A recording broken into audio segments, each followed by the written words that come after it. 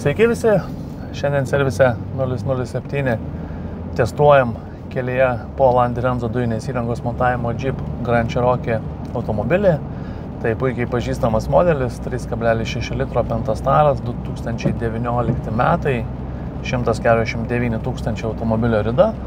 Pagal metus nėra labai maža, bet be abejonės nėra ir labai dar kažkokia tai didelė. Automobilį grįžinėjom ištestavę jau greitkelyje.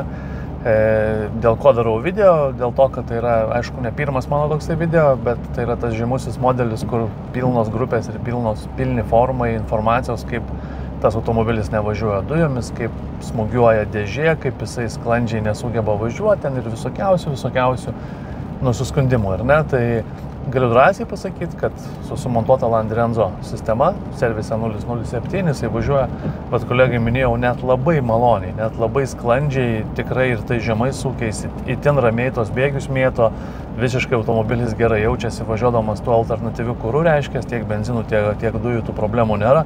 Na, išskyrus antipraslydimo lemputę, kuri dega skydelį ir nuotaiką gadina, bet, na, taip jau buvo, klientas problemą žino, ją reikės, aišku, susitvarkyti. Tai va, su dujom tai niekaip nesusiję ir dėl dujų, aišku, ir nepastaisys.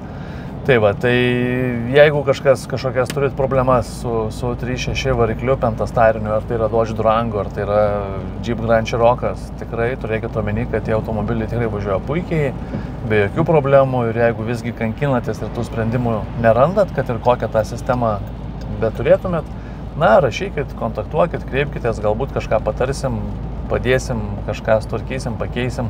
Ne kartą esam jau tą padarę, iš tikrųjų, kitų, sakykime, montuotojų, kitų sistemų sumontuotų.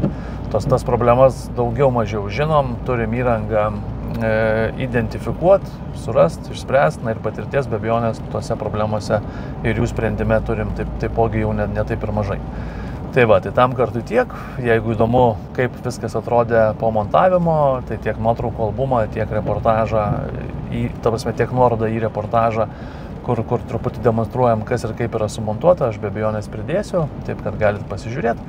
Na, o tie, kaip minėjau, kuriem įdomu, kreipkitės, kontaktuokit, bandysim padėti. Ačiū.